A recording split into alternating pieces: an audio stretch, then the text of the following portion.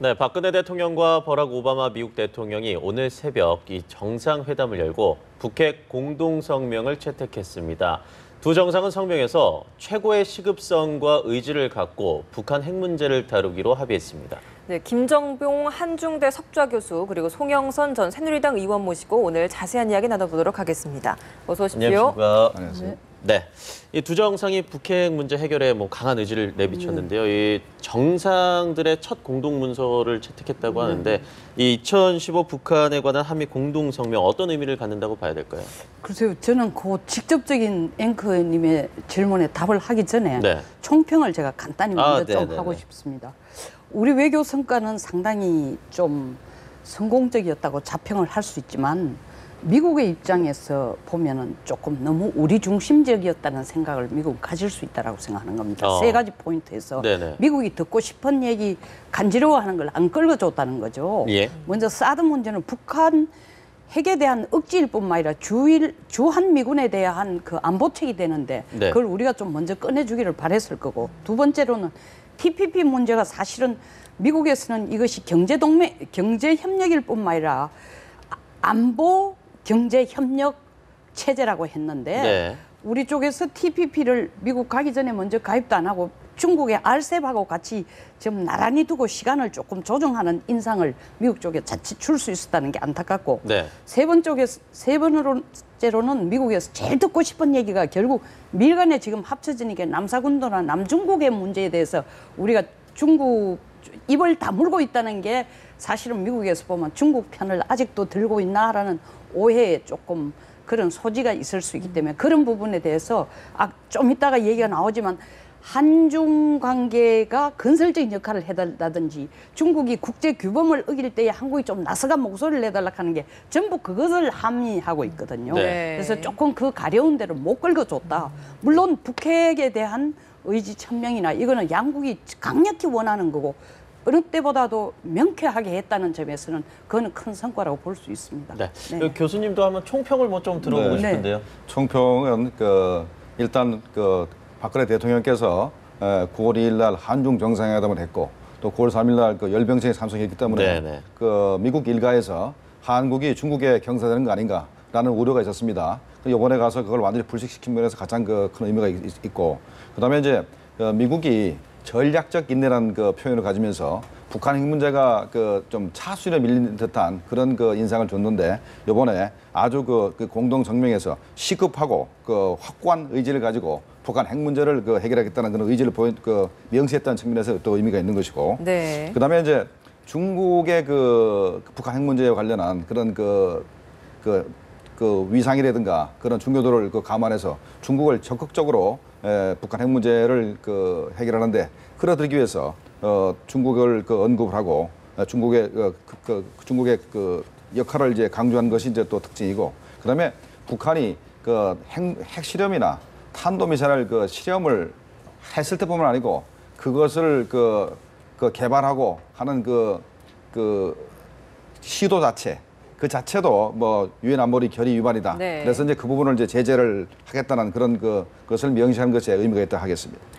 지금 그 안보리 결의에 대한 이야기를 해주셨는데 핵 미사일 관련된 위반 행위를 하지 않더라도 그 시도만 하는 것만으로도 안보리 결의 위반하는 것을 볼 것이다라고 이야기를 했습니다. 이 점이 좀 어떻게 볼 수 있을까요? 북한의 실질적인 압박 효과가 있을까요? 북한의 상당한 압박이 될 거로 봅니다. 북한이 지금까지는 핵을 실험하듯이 하고 또 장거리 미사일을 발사한다든가 하는 모순만 보이는 것 가지고도 벼랑 끝 전술을 이용을 해서 한국과 미국을 압박을 하고 해서 자기네 친리를 취하려고 노력을 네네. 했는데 그 자체가 앞으로 도발로 이제 돼서 유엔 제재의 추가적인 제재로 나가게 된다면은 북한 입장에서 상당히 곤혹스럽고 앞으로 이제 우리를 압박하는 데 있어서 상당히 신경을 많이 쓰게 될 것입니다. 네. 네. 압박은 이제 그런 식으로 명기를 해서 압박은 해 나가는데 어떤 대화 재개 방안에 대한 구체적인 방안은 명기돼 있지 않습니다. 네. 이런 점을 들었을 때 기존의 어떤 대화 압박 이런 투트랙 전략을 계속해서 이어 나갈 것인지 어떻게 보십니까? 저는 대화 방안을 비핵화 대화 재개 방안을 명시하지 않은 게 네. 미국의 고도의 계산이라고 생각합니다. 그게 또 뭐하고 관련되냐면 한중이 건설적인 역할을 하라는 그거하고도 또 관계됩니다. 네. 한중이 건설적인 역할을 하라는 거 크게 두 가지를 목적으로 하고 있습니다. 북핵 문제에 대해서 중국이 정말 적극적으로 좀 나서라는 거와 네네. 그다음에 지역 이 메가 FTA 다시 말하면 TPP하고 중국이 주도하는 RCEP을 경쟁 체제로 보지 말고 네. 같이 가도록 노력하라는 거거든요. 여기서 아까 잠깐 그 대화 재개 방안이라는 건 결국 중국이 너희들이 좀 진심을 가지고 육자 회담을 우리가 지금까지 해봐야 소용이 없으니까 네. 그렇게 적극적으로 한중 관계까지 나서고 있으니까 나서서 하라. 새삼 육자회담 우리가 한다고 얘기할 필요 없이 중국이 먼저 나서서 이걸 좀 하라는 이 계산이 들어 있습니다. 아무래도 뭐 중국에게 어떤 메시지를 전한 그럼요. 것이다. 뭐 그렇게 네네, 보시는 네. 거군요. 네. 이 통일 외교와 관련해서도 좀 이야기가 나왔습니다. 이제 평화 통일에 유리한 환경을 조성하기 위해서는 한미 간의 고위급 전략 협의를 강화하기로 한다. 이렇게 이야기가 나왔거든요. 네. 이게 2차 정상회담 때는 여기서 드레스덴 선언과 관련해서 이제 그 네. 통일과 관련된 선언이 아예 나왔습니다. 이번에는 이런 뭐 외교적인 문구가 나온 건 아닌 것 같아요. 이번에도 드레스덴 선언에 대한 그 내용들을 지지한다는 표현은 나왔는데 지난번에 그 9월 2일 날 한중 정상회담 때 그 우리 대통령께서 중국과 앞으로 한반도의 평화 통일을 위해서 중국과 협력을 강화해 나간다라는 표현을 했지 않습니까? 네. 그것 자체도 하나의 그 통일 그 외교 드라이브고 또 미국하고 정상회담에서도 평화 통일을 위해서 앞으로 그 미국과 협력을 강화한다고 이렇게 고위급 전략 협의를 이제 강화할 거란 네네. 그 합의를 했지 않습니까? 이것 자체가 벌써 중국과 한반도의 최고의 당사자인 중국과 미국을 앞으로 우리 통일을 논의하는 그런 그 당사자로 이렇게 끌어들여서 북한 문제를 해결하고 통일 문제를 해결하는데 이 양자를 끌어들여서 우리가 이제 조기에 통일을 시킬 수 있는 그런 그 기반을 조성하겠다는 그런 큰 전략적 그 틀 속에서 이렇게 합의를 하신 것 같습니다. 네. 네. 한미 정상이 북한의 어떤 이 태도 변화를 위해서 중국을 포함한 다른 육자회담 당사국과도 공조하는 방안에 이제 뜻을 같이 했는데 뭐 결국에는 앞서 말씀하신 대로 이제 네네. 중국에게 좀 나서달라 이런 얘기인가요? 네네네. 그렇기 때문에 한미중 삼각 협력에는 합의를 했지만 네. 구체적인 방안을 안 정한 게 두 가지 이유입니다. 결국 지금 앵커님 말씀하신 거기로 향하는 방법론에서 두 가지인데 네. 미국은 아직까지 중국의 진정도를 의심을 하고 있는 거죠. 완전히 믿고 있지 않다. 무슨 네.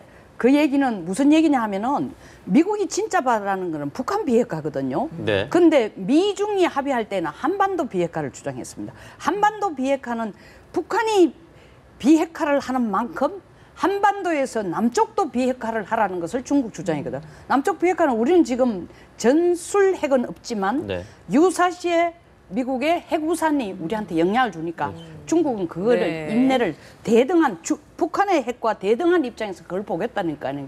정말 중국이 진정으로 일방적으로 북한의 핵만 비핵화할 진정성이 어느 정도 있는지를 미국은 계속 보고 있는 거예요. 그러니까 구체적인 방안을 명시하는 게 아니라 계속 중국이 정말 진심이라면 북한 비핵화가 진심이라면 나서라는 그 압박이라고 볼 수 있습니다. 이번에 저 북한의 그 당창호 70조 연립형식에 그 중국의 유인산 당 상무위원이, 정치국 네. 상무위원이 이제 참석을 했지 않습니까? 참석한 데는 우리 한중 정상회담도 영향을 미쳤고 또 미중 간의 정상회담도 영향을 미쳤습니다. 한중 정상회담에서 대통령께서 중국이 북한 핵 문제 해결을 위해서 좀 긍정의 역할을 해달라라는 네. 얘기를 이제 했었고 그다음에 미중 정상회담에서도 그 얘기가 나왔기 때문에 결국은 북한의 장거리 미사일 발사나 핵실험 도발을 억제를 하고 하려면은 북한과 중국 관계가 개선돼야만 중국에 영향을 미칠 수가 있습니다. 네. 그러다 보니까 지난 10월 10일 날 당창건 행사 때 중국의 유인산 상무위원이 이제 간 것이고 그다음에 현재 그 이후로 이제 북중 관계가 굉장히 이제 급속도로 이제 개선되고 있는데 이것 자체가 벌써 중국이 한반도 문제에 영향력을 미치려고 이제 하는 그런 측면이 하나 있고 또 하나는 이제 미중 간의 그 관계가 안 좋아져 가지고 북한을 다시 전략적 가치를 인정을 해서 북한을 이제 내소라는 그런 문제가 있습니다만은 어찌됐든 간에 현재 북한 핵 문제를 해결하기 위해서는 중국의 협조 없이는 힘들기 때문에 네. 한미중 간에 이렇게 협력을 해서 북한을 압박하겠다라는 얘기가 이제 우리 이 공동 성명에 들어가 있는 것입니다. 네. 그럼 중국을 어떤 식으로 좀 견인을 해야 이 북핵 문제에 대해서 협조를 우리가 구할 수 있을까요? 이건 중국 스스로가 해야 되는 겁니다. 왜냐하면은 중국도 알고 있습니다. 북한이 한반도에서의 안보를 소요를 일으키는 것은 중국 경제에 치명적인 영향을 줍니다. 중국은 지금 신형 대국으로 미국과 나란히 어깨를 겨추기 위해서는 지금까지 잘 나가던 경제 성장을 그대로 지속을 시켜야 되는데 이 중국에 있어서 지금 FTA 싣고 제가 왜 자꾸 RCEP하고 이 TPP를 TPP. 비교를 하느냐면 네. 실질적으로 RCEP이 커버하는 인구는 전 세계 인구의 50%입니다. 거기에 비해서 TPP는 인구가 커버하는 인구가 8억밖에 안 돼요. 네. 그리고 실질적으로 거래량이 RCEP이 훨씬 더 큰 겁니다. 그렇기 때문에 이 RCEP이라는 것을 메가 FTA를 가지고 미일이 중심이 된 TPP를 가지고 경쟁을 하자는 거거든요. 그렇기 때문에 그렇게 하기 위해서는 북한이 혹처럼 움직이면은 골치 아픈 거예요. 그러니까 중국이 자기의 국익을 위해서라도 먼저 미국 눈치 보거나 한국과의 관계 이런 걸 넘어서서 자기의 국익을 위해서 먼저 북한을 적극적으로 설득하고 경제 협력을 우리가 북중 관계가 좋아지는 걸 배아파하면 안 됩니다. 네. 북중 관계가 너무 가까워지는 건 그렇지만 적당한 관계가 좋아지는 것이 우리한테는 덕인 거예요. 좋아져야만 중국이 나서서 또 협력을 하는 거거든요. 그러니까 여기서도 뭐라고 얘기했느냐 하면 우리는 대화를 제기하고 여기에 대해서 진짜 강제적이고 뭐 이런 거에 대해서는 방법을 안 쓰겠다고 한미 간에 얘기를 한 것이 결국 그것도 중국을 의식한 그런 부분이라 네. 됩니다. 오바마 대통령이 직접 이제 뭐 한간에서 이제 우리나라가 중국 쪽에 좀 기울어 있다는 중국 경사론을 지적하는 얘기가 있었는데 이것을 불식시키기 위해서인지 한국과 중국이 좀 긴밀하게 원하는 걸 원한다라고 얘기를 했는데요. 어떻게 보십니까? 네, 우리가 중국과 미국 사이에서 일방적으로 대미 외교만 해서는 미국의 사랑마저도 받을 수가 없습니다. 존중을 받을 수 없는 것이 만약에 이제 중국과 미국을 두 남자라 그러면 한국이 여자라 그러면은 비록 결혼할 상대가 미국이라 하더라도 나름대로 다른 카드를 쥐고 있어야 이 약혼자의 그런 진정한 사랑을 받을 수 있는 거지 하나의 카드가 없으면 사랑을 받기 힘들어요. 네. 그런 측면에서 대통령께서 중국에 먼저 가가지고 네. 열백식에 참석하는 것이 오히려 요번에 한미 정상회담 때 도움을 준 겁니다. 왜냐하면 한국을 중국에 뺏길 수가 없는 거 아니겠습니까? 마찬가지로 우리 중국 입장에서는 한국과 미국의 일본 3자의 그런 동맹 관계를 끊기 위해서 한국을 미국으로부터 끌어내야 되거든요. 그러니까 또 중국에 갔을 때 중국이 우리를 환대하는 것이고 그런 측면에서 이번에 박근혜 대통령의 그런 외교 전략은 상당히 성공적으로 이제 봐야 될 것입니다. 네. 저는 말씀하셨습니다. 견해를 상당히 달리합니다. 네. 왜냐하면 내가 모두의 총평을 할 때도 미국이 듣고 싶은 얘기를 안 해줬다라는 얘기는 결국 미국이 아직도 한국이 편중을 하고 있는 인상을 갖고 있다라는 이유를 세 가지로 들었는데 네. 정말 우리가 한미와 한중에 대해서 균형 외교라는 용어를 쓰면 안 됩니다. 균형 외교가 아닙니다. 한미 관계가 최우선시 되면서 이 지역의 협력과 이 정말 역동적인 그런 우호 협력을 해나가야 되는 거지. 한미 관계와 중국 관계를 한중 관계를 저는 똑같은 무게로 두고 시작한다는 것 자체가 저는 그렇게 바람직하지 않다고 생각하기 때문에 물론 네. 분석의 차이는 있지만 그런 측면에서 볼 때 과연 한중 우리가 회담을 한 9월 3일 것이 도리어 먼저 갔기 때문에 한미 관계에 도움이 됐을까? 저는 어쩔 수 없는 상황이었지만 꼭 그렇게만 보지 않는다. 그래서 이번에 가서 결론적으로 말해서 편중 인상을 완전히 지었느냐? 저는 그렇지 않다고 생각합니다. 네. 예. 앞으로도 더 많은 노력을 우리가 계속 기울여줘야 될 필요가 다만 있다. 이번에 그래도 공동 설명서에 보면은 TPP 문제가 들어가 있고 네네. 또 미국이 우리의 TPP 가입에 대해서 환영한다면서 좋은 평가를 했습니다. 그리고 앞으로 TPP 가입 문제 관련해서 논의가 급진전될 것이고 우리도 가입 의사를 분명히 표명했기 때문에 이것이 우리가 가입하기 싫어서가 아니고 현재 미국 국회에서 현재 TPP 문제가 되는 문제가 진통을 지금 겪고 있는 것이고 그렇기 때문에 어찌됐든 간에 TPP 문제는 우리가 곧 가입할 테니까 그런 문제는 불식이 가능할 거라고 봅니다. 그리고 우리가 한국과 미국 간에 중간자 균형 외교 전혀 아닙니다. 우리는 미국의 동맹국이기 때문에 그렇죠. 절대로 그런 일은 있을 수가 없는 것이고 아까도 얘기했지 않습니까? 약혼자는 미국이라는 분명히 얘기를 했고 다만 약혼자의 사랑을 계속 받기 위해서는 다른 남자도 하나 필요한 겁니다. 그래서 미국에 우리가 미국에 요번에 가서도 이렇게 이 북한 핵 문제 관련해서 이 공동 성명이라는 그 최초의 이런 그 기록을 우리가 받아낼 수 있는 것도 네. 바로 왜 대중국 외교에 대해서 우리가 그런 나름대로 성과가 있기 때문에 오히려 미국에 대해서 미국이 우리를 이렇게 높은 가치로 평가하고 이렇게 하는 것입니다. 이 중국과의 우호적인 관계에 대해서 긍정적이다라고 얘기를 했지만 다만 하나 유일하게 좀 당부를 했던 게 중국이 이제 국제규범 준수 네네. 실패를 했을 때 한국이 목소리를 내줘야 네네. 한다 이렇게 얘기를 했습니다. 여기에 어떤 함의가 있다라고 보시는 거죠? 아주 중요한 의미입니다. 네. 요게 진짜 미국이 듣고 싶었던 얘기예요. 뭐냐? 남사군도 문제. 남중국해에 지금 중국이 내미는 제1도련선, 제2도련선이 결국 제2도련선은 중국 본토에서 2,000km 카바를 하는 바다가 전부 저거 땅이라고 얘기하는데 그게 사실은 미국의 서태평양 함대의 관할권이거든요. 그런데 남사군문도 문제라는 건 특별한 섬의 얘기가 아니고 결국 중국이 자기 앞바다의 문제를 일본으로 볼 때도 앞바다의 문제고 미국으로 볼 때는 서태평양 문제니까 앞으로의 가장 큰 문제가 미중 간에 있어가 남중국의 문제거든요. 근데 여기 들어와가 자기 영토라고 주장할 경우에 한국이 입 다물고 있을 경우에는 정말 안 된다. 요걸 정말 오바마 대통령이 직접 먼저 우리 쪽에서 얘기해 주기를 바랬는데 네네. 안 하니까 따로 집어낸 거예요. 네. 어떻게 교수님은 어떻게 보십니까? 이제 약혼자가 여자가 있는데 다른 남자인 친구가 있는 상황에서 네. 그래 네 남자인 친구는 인정하겠는데 그 남자친구랑 술은 먹지 말라 뭐 이런 얘기 아닙니까?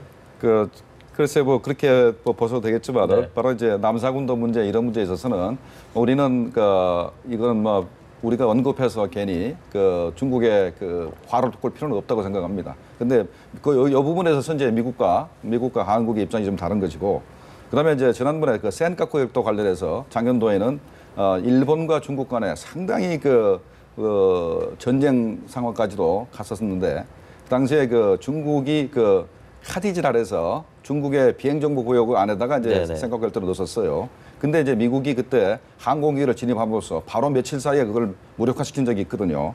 그때도 우리가 일본과 중국 사이에 센카쿠 협정 문제 관해서 우리가 명확한 입장을 얘기한 적이 없습니다.